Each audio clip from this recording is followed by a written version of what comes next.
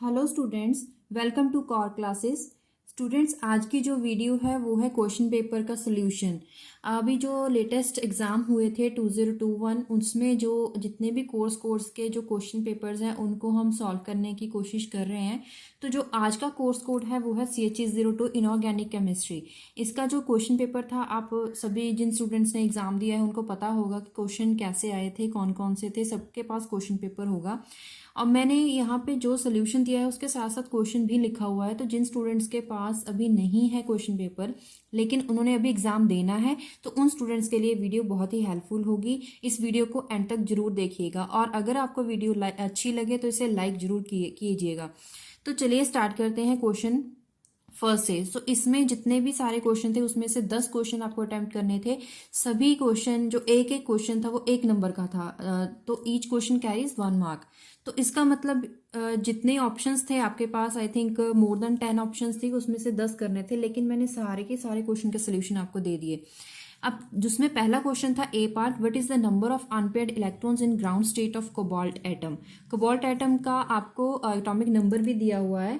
आपको आपको just unpaired electrons find करने हैं। आपको क्या करना होगा, इसकी पहले कॉन्फ़िगरेशन लिखे, इलेक्ट्रॉनिक कॉन्फ़िगरेशन लिख के बना के उसके बाद आपको पता चलेगा कि नंबर ऑफ अनपेयर्ड इलेक्ट्रॉन्स कितने हैं। अमंग बेरिलियम, मैग्नीशियम, एल्यूमिनियम, इन तीनों में से फर्स्ट आयनाइजेशन एनर्जी किसकी है? ये डिपेंड करता है उसके रेडियस पे, एटॉमिक रेडियस मतलब कि साइज कितना है।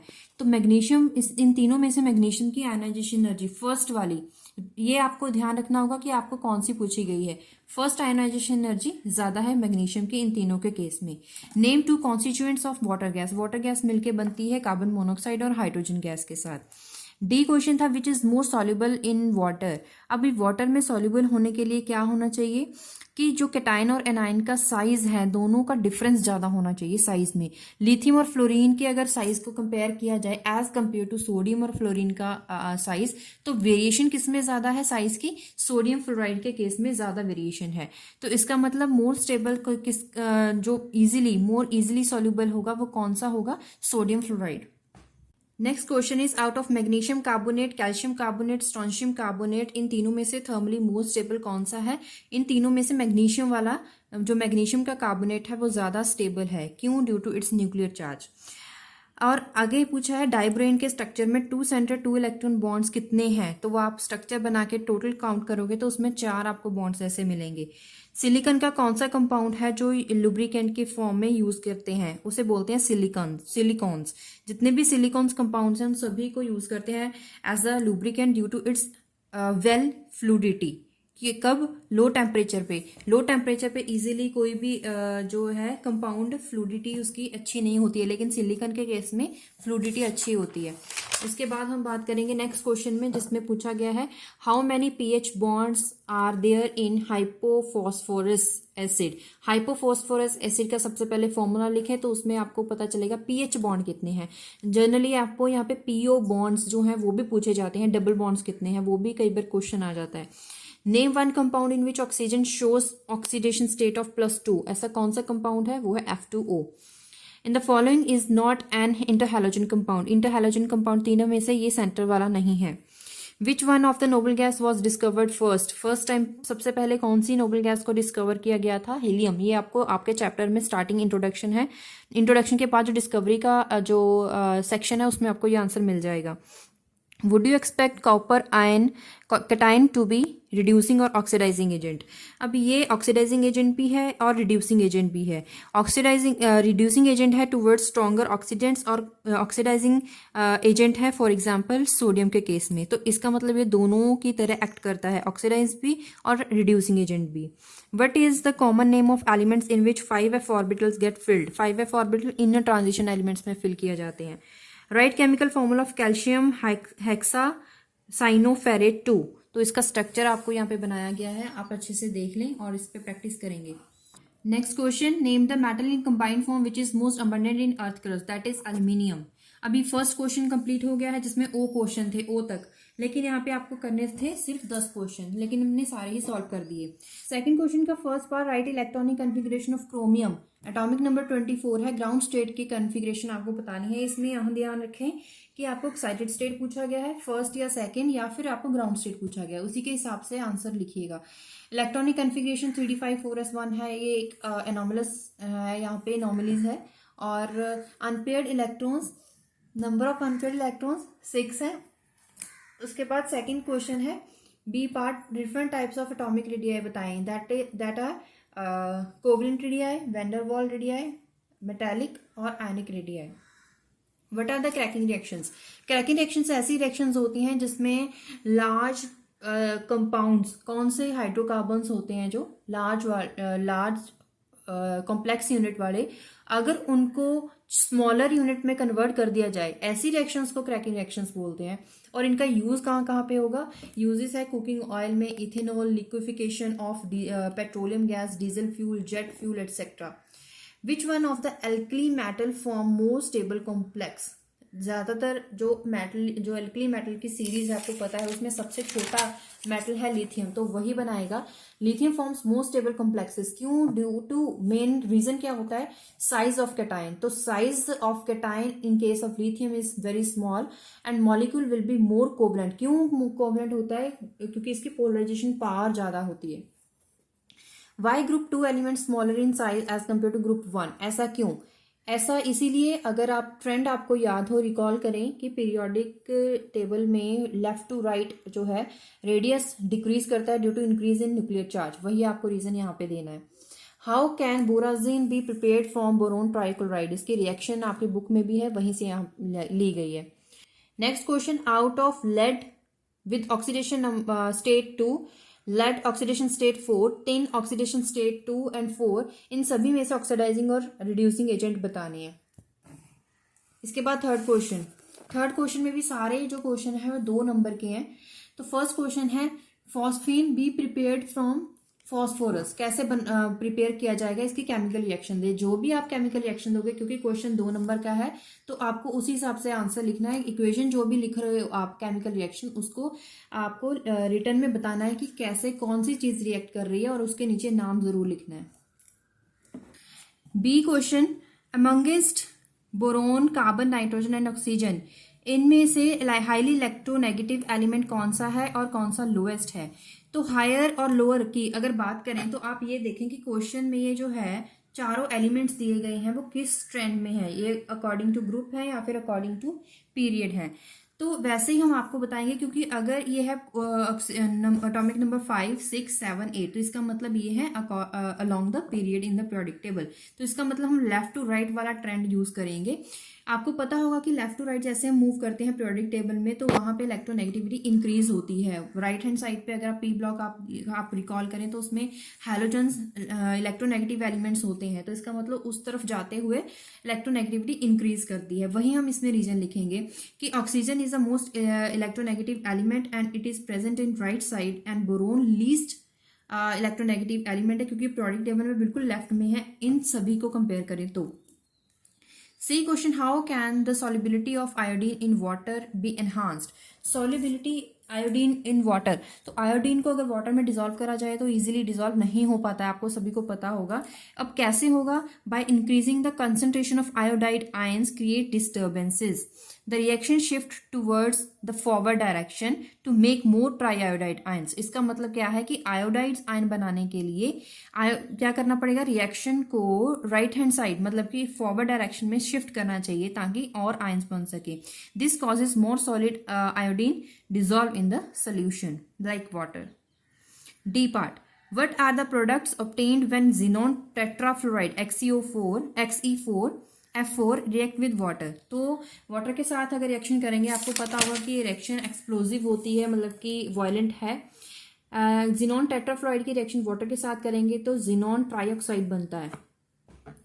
Melting point of copper is high as compare to zinc, ऐसा क्यों? अब दोनों में ऐसा डिफरेंस क्यों है? दोनों में आप कंपेयर करें, उसकी दोनों को का लैटिस कंपेयर करें, स्ट्रक्चर कंपेयर करें, तो अगर आप स्ट्रक्चर कंपेयर करेंगे, difference in their packing structures, दोनों के पैकिंग अरेंजमेंट में डिफरेंस है। कॉपर हैज सीसी अरेंजमेंट और जिंक की क्या है, HCP hexagonal close packing arrangement है। तो इसीलिए due to the difference in the density mass per unit volume का जो डिफरेंस है, क्योंकि वॉल्यूम के ऊपर डिपेंड करता है, तो copper has high melting point as compare to zinc. While lanthanoid elements called inner transition element, क्यों, क्योंकि जो लैंथेनाइड सीरीज है वो उसमें जो लास्ट वाला जो इलेक्ट्रॉन है होता है एफ ऑर्बिटल में, तो एफ ऑर्बिटल वाली सीरीज कौन सी है, इनर ट्रांजिशन एलिमेंट्स, इसीलिए उसको इनर ट्रांजिशन एलिमेंट्स में रखा जाता है, इसीलिए ही उनको इनर ट्रांजिशन एलिमेंट्स बोला जाता है।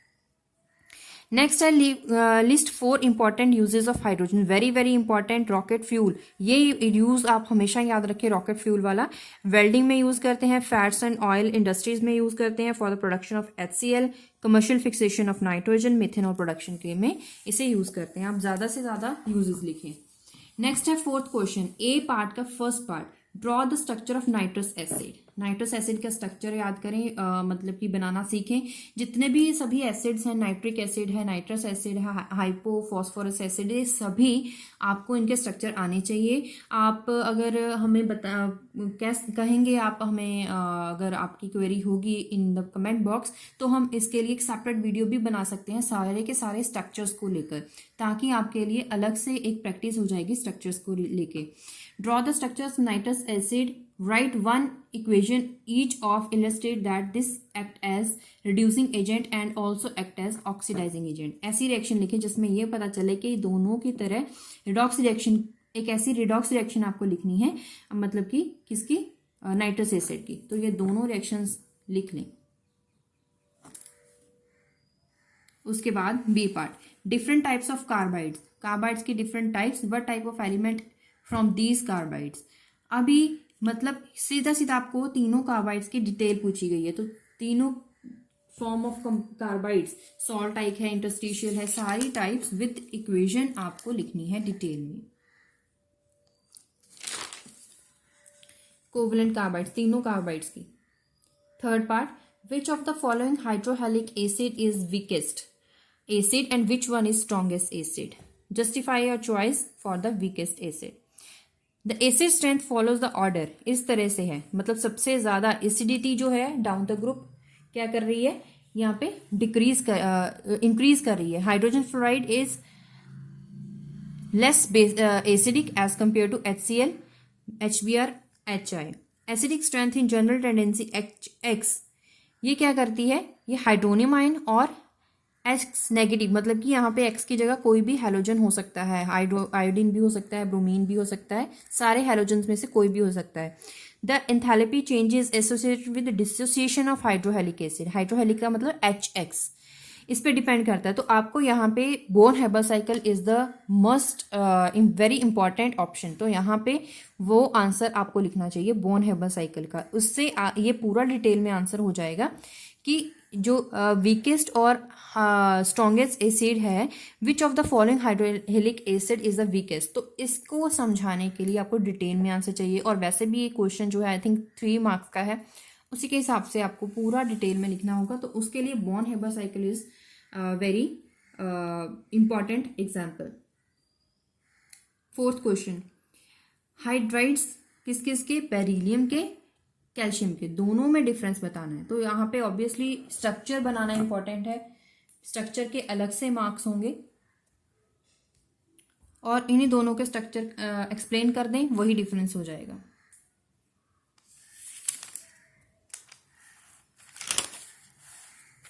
B part, first question, why do alkali metal in liquid ammonia act as strong reducing agent. I think ये 2 नंबर का ही है। तो एल्कली मेटल लिक्विड अमोनिया में act as strong reducing agent, ऐसा क्यों? एल्कली मेटल्स की टेंडेंसी होती है आयोनाइज करने की, अगर उसको अमोनिया में आप डिजोल्व करने की कोशिश करोगे तो वो आयोनाइज हो जाएंगे, मतलब कि अपना इलेक्ट्रॉन लूज कर देंगे। कैसे, कितना लूज करेंगे? To attain stable noble gas configuration, इसीलिए this act as strong reducing agent. Boric acid behave as weak monobasic acid, H3BO3। Boric acid contains H negative bonds in structure आप recall करें। Boric acid जो है it contains 3 hydroxyl group and it behaves as monobasic. Monobasic का मतलब क्या है कि यहाँ पे OH यूनिट काउंट करें OH यूनिट में H3BO3 कंटेन्स 3 हाइड्रोक्सिल ग्रुप, उसमें तीन हाइड्रोक्सिल ग्रुप हैं, जिसकी वजह से उसे मोनोबेसिक, डाइबेसिक, ट्राइबेसिक में से मोनोबेसिक बोला जाता है। Given that outer electronic configuration xenon की गिवन है, आपको जिनोन डाइफ्लोराइड का स्ट्रक्चर एक्सप्लेन करना है, शेप एक्सप्लेन करनी है। तो उसके लिए आपको ground state, excited state, hybridization, उसी के हिसाब से स्ट्रक्चर बनाना है। Fourth part, why do transition metal show variable oxidation state. एक बहुत बार क्वेश्चन आया है, वेरिएबल ऑक्सीडेशन स्टेट क्यों शो करते हैं। अभी जो ट्रांजिशन मेटल्स हैं, मतलब कि डी ब्लॉक जितने भी उसमें एलिमेंट्स हैं, their valence electrons in two different sets of orbitals. एक तो होता है डी ऑर्बिटल, दूसरा उसका एस ऑर्बिटल, जैसे कि 3d 4s। The energy difference between these orbital is very less. 3d 4s को देखा जाए तो उसमें दोनों में अगर एनर्जी डिफरेंस है वो बहुत कम है। So energy levels can be use for bond formation, bond easily बन सकते हैं। बॉन्ड इजीली बन सकते हैं तो इसका मतलब बॉन्ड बनाने के लिए ऑक्सीडेशन स्टेट से होकर गुजरना पड़ेगा। तो जितनी भी वेरिएबल ऑक्सीडेशन स्टेट है अप टू +7, मैंगनीज की अगर आपको पता है तो उसमें +7 ऑक्सीडेशन स्टेट तक जाती है, वेरिएबल ऑक्सीडेशन स्टेट्स हैं। Fifth question A part, hydrogen peroxide have planar structure, वो एक्सप्लेन करें स्ट्रक्चर ड्रॉ करके। एक ऐसी रिएक्शन शो करें जिसमें आपको ये क्लियर हो जाए कि ऑक्सीडाइजिंग और रिड्यूसिंग प्रॉपर्टीज दोनों इसमें है। तो रिएक्शन लिखनी होगी।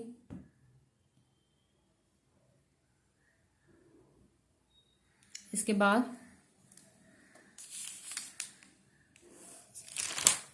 नेक्स्ट क्वेश्चन, पेयरिंग एनर्जी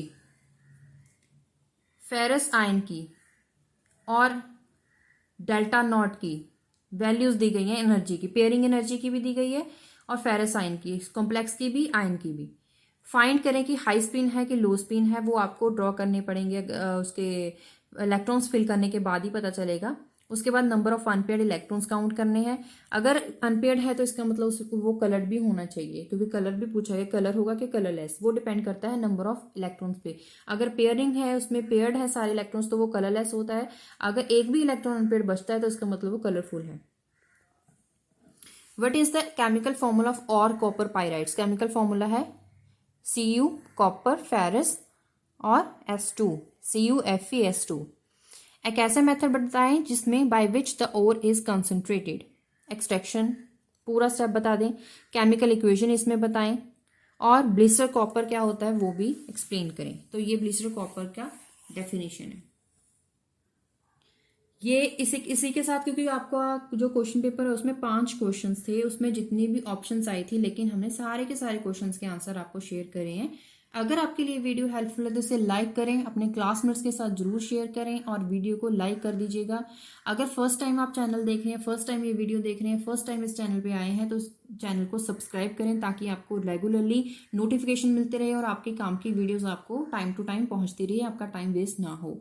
और नेक्स्ट आपको कौन से कोर्स कोड के लिए आपको वीडियो चाहिए, इंपॉर्टेंट क्वेश्चंस या फिर क्वेश्चन पेपर का सोल्यूशन, वो हम आप हमें बताते जाएं कमेंट बॉक्स में। उसी को कंसीडर करते हुए हम बारी बारी वो सारी जो सोल्यूशंस हैं वो आपके अपलोड करते रहेंगे। बाकी वीडियोस भी जल्दी ही आएंगी, लेक्चर वीडियोस भी आती रहेंगी, और तब तक आप बने रहिए हमारे साथ और कॉल क्लासेस को देखते रहिए। चैनल सारी वीडियोस आप देखिए, जितनी भी वीडियोस हैं इसमें लेक्चर वीडियोस भी है, इंपॉर्टेंट क्वेश्चंस भी है, लैब के लिए भी है, और कुछ अग्नो न्यूज़ अगर अपडेशन कोई आती है वो भी आपके साथ शेयर करी जाती है। तो तब तक देखते रहिए channel call classes. Thank you.